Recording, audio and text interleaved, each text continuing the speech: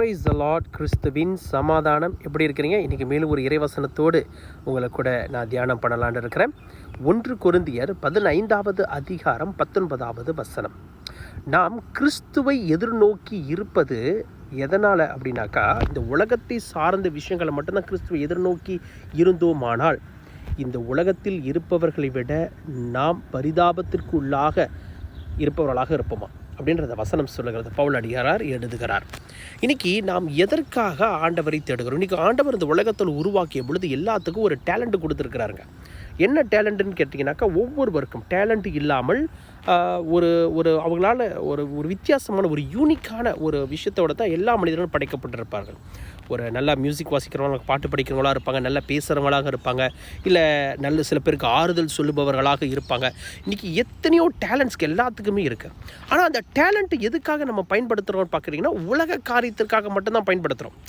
நல்ல ஒரு பிஸ்னஸ் பண்ணணும், நல்லா அதுலேருந்து வருமானம் வரணும், என் வீடு நான் செட்டில் ஆகணும், நல்ல வீடு வாங்கணும், சொத்து சொகளை சேர்த்து வச்சுருக்கணும், பிள்ளைங்க குட்டிகளுக்கு நல்ல சொத்துக்களை உருவாக்கி வச்சுருக்கணும். இப்படிப்பட்ட உலக வாழ்க்கை குறித்து தான் நம்முடைய நோக்கங்கள் இருக்கிறது. அதனால தான் பவுல் சொல்லுகிறாரு, நீங்கள் இயேசு கிறிஸ்துவை தேடுவது, இயேசு கிறிஸ்துவோடு பயணிக்கணும்னு நினைக்கிறது எல்லாமே உலக வாழ்க்கையை சார்ந்தே இருந்தால் நம்மளை விட பரிதாபத்துக்குரியவர்கள் வேறு யாரும் இல்லை. ஏன்னா நம்ம அதை நோக்கி தான் போயிட்டுருக்கிறோம். இன்றைக்கி எதுக்கு சர்ச்சுக்கு போகிறோம், எதுக்கு ஆண்டவரை தொழுகிறோம், எதுக்கு ஆண்டவரை மகிமைப்படுத்துகிறோம் கேட்டிங்கன்னா, எல்லாத்துக்கும் ஒரு சுயநலம்.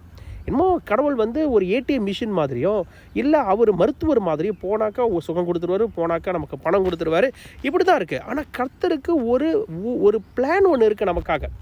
நீங்கள் இறை விவிலியத்தில் பைபிளில் படிக்கும் பொழுது ஒவ்வொரு மனிதர்களும் பைபிளில் வர எல்லாருக்குமே பார்த்திங்கன்னா ஒரு திட்டம் இருக்குது.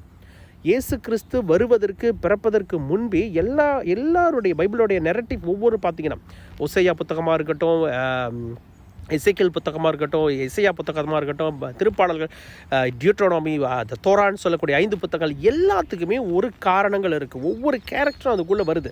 இந்த ஒவ்வொரு கேரக்டர் வழியாக ஒவ்வொரு விஷயத்தை ஆண்டவர் வெளிப்படுத்துகிறார். இன்றைக்கி நம்ம இந்த இருக்கிற காலகட்டத்தில் நம்மளை எதுக்காக ஆண்டவர் பயன்படுத்துகிறார் கேட்டிங்கன்னா, அவருடைய 2ஆம் வருகைக்காக. இயேசு கிறிஸ்துடைய வருகை எந்த நேரத்திலும் இருக்கலாம். ஆனால் அந்த வருகை இருக்கும் பொழுது நாம் என்ன தயாரிப்போடு இருக்கிறோம், நம்மளால் மற்றவர்களை ஆண்டவர் எப்படி தயாரிக்கிறார்.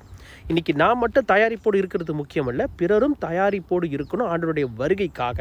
அப்படிப்பட்ட வருகைக்கு நம்மளை பரிசுத்தவான்களாக மாற்றுவதற்கு ஆண்டவர் நம்ம மீது மனம் இறங்குகிறார், இந்த உலகத்தினர் மீது மனம் இறங்குகிறார். அந்த மனம் இறங்குதலுக்கு வெளிப்பாடு தான் நம்ம ஒவ்வொருவரையும் ஆண்டவர் பயன்படுத்துகிறார்.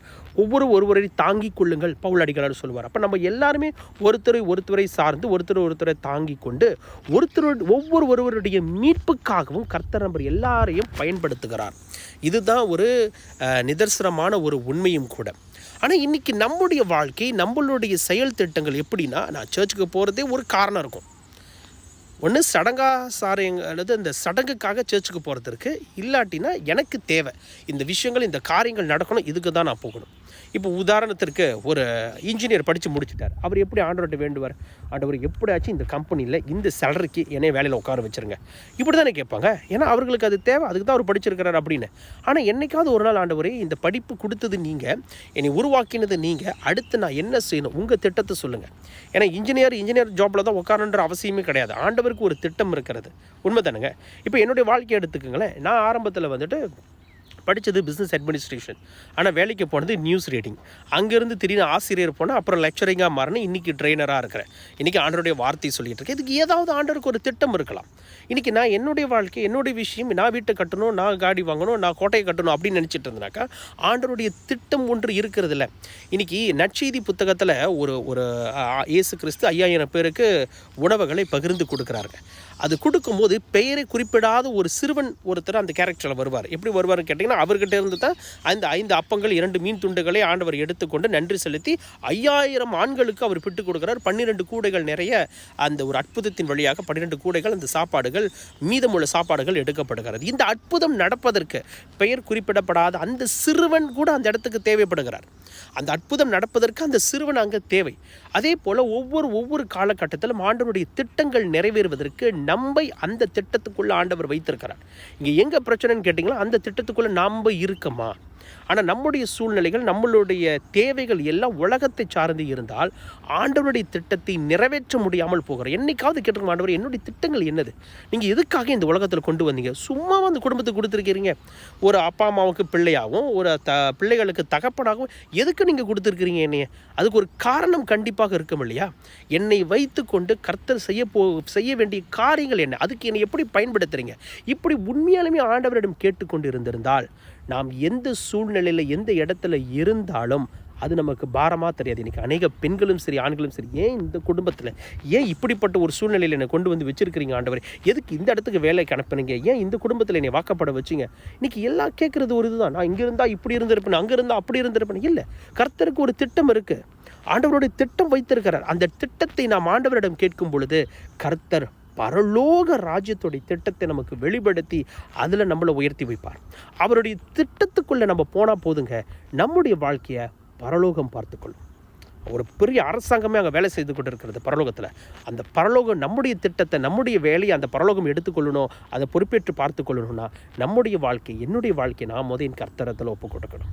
Praise the Lord. ஆண்டவர் நம்மளை கைவிட்டு விடுகிற தேவன் கிடையாது. இந்த உலகத்தில் நம்மளை அனுப்பினதற்கு ஒரு காரணம் இருக்குது. ஒரு குடும்பத்துக்கு அனுப்பியிருக்காருன்னா, ஐயோ இன்னும் இந்த குடும்ப விசுவாசத்தில் இல்லையே, இந்த குடும்பம் இப்படி இருக்குதே, எப்படி இந்த குடும்பத்தில் வாழ்கிறதுன்னு நம்ம ரிப்போர்ட் பண்ணிக்கிட்டு இருக்கோம்ல. கர்த்தர் நம்மளை அனுப்புனதே அந்த குடும்பத்திலிருந்து ஒரு எழுப்புதலை உருவாக்குறவர் தான். ஒரு வேலை இடத்துக்கு உங்களை அனுப்புனதே அந்த இடத்துல உங்களால் அந்த இடத்துல ஒரு பெரிய எழுப்புதலை உருவாக்குவதற்காக தான். ஒரு ஸ்கூலுக்கு உங்களை டீச்சராக அனுப்பியிருக்காரா, அந்த இடத்துல ஒரு பெரிய எழுப்புதலை உருவாக்குவதற்காக தான். இன்றைக்கி ஆண்டவர் நம்மளை இன்னும் வல்லமையாய் பயன்படுத்த பார்க்குறாரு. 30, 60, 100 மடங்கு பலன் கொடுப்பவர்களாக நம்மளை உருவாக்கணும்னு நினைக்கிறாரு. ஆனால் நம்ம இதெல்லாம் விட்டுட்டு என் குடும்பம் இப்படி இருக்கணும், ஏன் வேலை இருக்குன்னு நம்மளுடைய எண்ணங்கள், சிந்தனைகள் அதிலே தான் இருக்குது. இன்றைக்கி எனக்கு வேலை நடக்கலை, எனக்கு இந்த பிரச்சனை இருக்குது, இந்த பிரச்சனையை கொண்டு போய் சைடில் தள்ளி வச்சுரு. ஆண்டவரே, உங்களுடைய திட்டம் என்னது? உம்முடைய திட்டத்தை எனக்கு வெளிப்படுத்துங்கன்னு ஆண்டவர்கிட்ட கேட்கலாம். Praise the Lord. ஆண்டவர் ரொம்ப நல்லவருங்க. அவருடைய மகிமை எங்கே தெரியுங்களா வெளிப்படுமா? நம்முடைய வாழ்க்கையின் வழியாக தான் ஆண்டவருடைய மகிமை வெளிப்படும். Praise the Lord. இன்றைக்கி ஆண்டவருக்கு மகிமை சேர்ப்பவர்களாகத்தான் நம்மளை பார்க்க விரும்புகிறார்.